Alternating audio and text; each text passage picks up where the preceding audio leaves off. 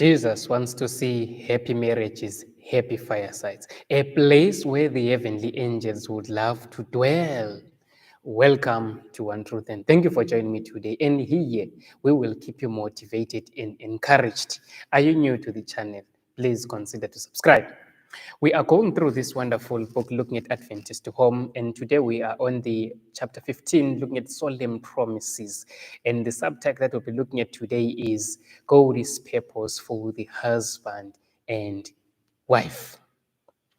God made from the man a woman to be a companion and the helpmeet for him, to be one with him, to cheer, encourage, and bless him. He is his turn to be a strong helper. All who enter into matrimonial relations with a holy purpose. The husband to obtain the pure affections of a woman's heart, the wife to soften and improve her husband's character and give it completeness, fulfill God's purpose for them. Christ came not to destroy this institution, but to restore it to its original sanctity and elevation. He came to restore the moral image of God in men, and he began his work by sanctioning the marriage relation. So this is what we find in here, looking at that. God made the woman so that she can come and be a helpmeet for Adam. And we look at that the woman is there to motivate, encourage, and help the man to improve his character. So if we look at this institution, that these two, they are united, they will make a united forefront, and at the end of the day, they will reach to their goals and their mission and their purpose in this life. He who gave Eve to Adam as a helpmeet performed his first miracle at a marriage festival. In the festal hall where friends and kindred rejoiced together, Christ began his public ministry. Thus, he sanctioned marriage, recognizing it as an institution that he himself had established. He ordained that men and women should be united in holy wedlock, to rear families whose members, crowned with the honor, should be recognized as members of the family above. So as we look at the first family that was already made in the Garden of Eden, we are looking at Adam and Eve. God ordained them that they should be together, that they should be united, that they should show love to each other. And as we are looking at this, this was showing also, pointing to the family that is above in heaven. So as we are preparing ourselves for the heavenly Canaan, we are looking at that, we start here while we are on earth. There is no way that we will perfect our characters in heaven, but we perfect them here. So we look at that in the marriage altar. Men and women, they did their success or their failure in this life and also in the future life. If you are married already, has your life improved since you got married, or it has gone down? Jesus wants happy marriages. The divine love emanating from Christ never destroys human love, but includes it. But it, human love, is refined and purified, elevated and ennobled. Human love can never bear its precious fruit until it is united with the divine nature and trained to grow heavenward. Jesus wants to see happy marriages, happy firesides. Like every other one of God's good gifts entrusted to the keeping of humanity, marriage has been pervaded by sin, but it is the purpose of the gospel to restore its purity and beauty. The grace of Christ and this alone can make this institution what God designed it should be, an agent for the blessing and uplifting of humanity. And thus the families of earth in their unity and peace and love may represent the family of heaven. The condition of society presents a sad comment upon heaven's ideal of this sacred relation. Yet, even for those who have found bitterness and disappointment where they had hoped for companionship and joy, the gospel of Christ offers a solace, a joyous occasion. The scriptures state that both Jesus and his disciples were called to this marriage feast at Cana. Christ has given Christians no sanction to say when invited to a marriage, we ought not to be present on so joyous an occasion. By attending this feast, Christ taught that he would have us rejoice with those who do rejoice in the observance of his statutes. He never discouraged the innocent festivities of mankind when carried on in accordance with the laws of heaven. A gathering that Christ honored by his presence, it is right that his followers should attend.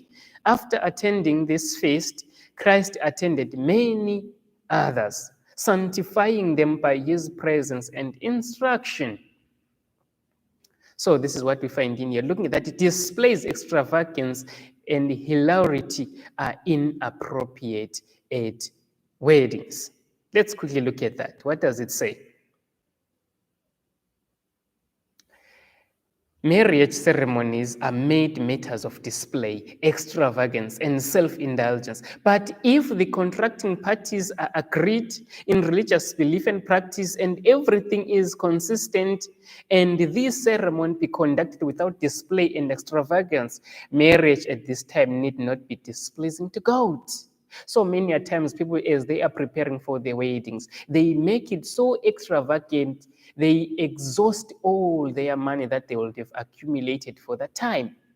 And after the marriage altar, then now they are left by themselves. There is nothing to sustain them as a family. God is not looking at extravagant marriages, but he wants that we do something simple, we do something that heavenly above will look at and bless. So it is important that as we look at the marriage relations, we don't go extravagant. There is no reason why we should make a great parade or display, even if the parties were perfectly suited to each other.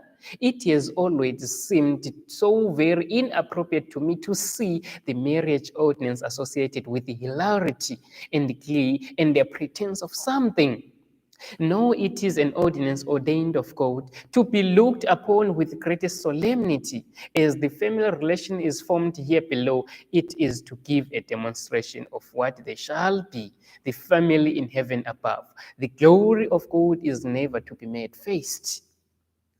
Most of the times, if we have to look at the people who go extravagant, they exhaust all their finances.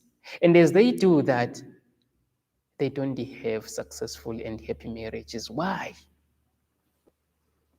A wedding in Mrs. White's home.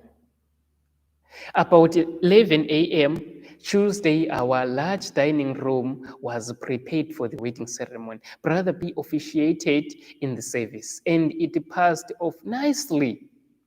The request was made that Sister White should offer prayer after the marriage ceremony. The Lord gave me special freedom. My heart was softened and subdued by the Spirit of God. On this occasion, there were no light jests or foolish sayings. Everything was solemn and sacred in connection with this marriage. Everything was of an elevating character and deeply impressive. The Lord sanctified this marriage, and these two now unite their interests to work in the mission field, to seek and to save them that are lost. God will bless them in their work if they walk humbly with Him, leaning wholly upon His promises. The blending of two lives. Because if we are looking at that, these are two different people. As they come together, they have to blend so that they will be able to make a happy marriage home. As we look at here, on the occasion of a wedding ceremony at Sanitarium, California in 1905. This is an important period in the history of the ones who have stood before you to unite their interests, their sympathies, their love, their labor with each other in the ministry of the saving of souls. In the marriage relation, there is a very important step taken, the blending of two lives into one. It is in accord with the will of God that man and wife should be linked together in this work, in his work, to carry it forward in a wholesome and holiness. They can do this. The blessing of God in the home where this union shall exist is as the sunshine of heaven, because it is the Lord's ordained will that man and wife should be linked together in holy bonds of union under Jesus Christ, with whom to control and His Spirit to guide. God wants the home to be the happiest place on earth, the very symbol of the home in heaven, bearing the marriage responsibilities in the home, linking their interest with Jesus Christ, leaning upon His arm and His assurance. Husband and wife may share a happiness in this union that angels of God commend. Marriage does not lessen their usefulness, but strengthens it. They may make that married life a ministry to win souls to Christ. And I know whereof I speak, because for 36 years my husband and I were united, and we went everywhere that the Lord said, go. In this matter, we know that we have the commendation of God in the marriage relation. Therefore, it is a solemn ordinance. And now I can at this time take by the hand this our brother, and we take by the hand you, his wife, and aid you to carry on the work of God unitedly. I would say, make God your counselor, blend together. So it is important that these people that they just got married, they have to be united, they have to be one, helping each other. And also, as we look at the pair, Sister White and his husband, we look at that as they were married, now they went on to do a number of things, looking at they were more interested in the salvation of souls. So they went to gather them up to reveal Jesus Christ in their lives. So we look at that these two people, they are united, but also they all have got one purpose, to save souls for Jesus. Let's look at the counsel to a newly wedded pair. My dear brother and sister, you have united in a lifelong covenant. Your education in married life has begun. The first year of married life is a year of experience, a year in which husband and wife learn each other's different traits of character as a child learns lessons in school. In this, the first year of your married life, let there be no chapters that will mar your future happiness. So this is a very important time, the first year of married life. We look at that these two, they get together and they start to learn each other's characters. My brother, your wife's time and strength and happiness are now bound up with yours. Your influence over her may be a savor of life unto life, or of death unto death. Be very careful not to spoil your life. My sister, you are now to learn your first practical lessons in regard to the responsibilities of married life. Be sure to learn these lessons faithfully day by day. Guard constantly against giving way to selfishness. In your life union, your affections are to be tributary to each other's happiness. Each is to minister to the happiness of the other.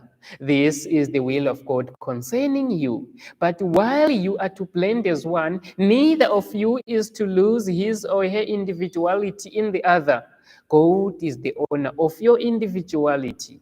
Of him you are to ask, what is right? What is wrong? How may I best fulfill the purposes of my creation? A pledge before heavenly witnesses. God has ordained that there should be perfect love and harmony between those who enter into a marriage relation. Let bride and bridegroom, in the presence of the heavenly universe, pledge themselves to love each other as God has ordained they should. The wife is to respect and reverence her husband, and the husband is to love and cherish his wife. Men and women, at the beginning of married life, should reconsecrate themselves to God. Be as true as still to your marriage vows, refusing in thought, word, or deed to spoil your record as a man who fears God and obeys his commandments. This is a union that was ordained and that God blessed. So we look at these two as they are together. They are now one. And in that time, they have to help each other be happy. And in the marriage hour, they get their success or their failure.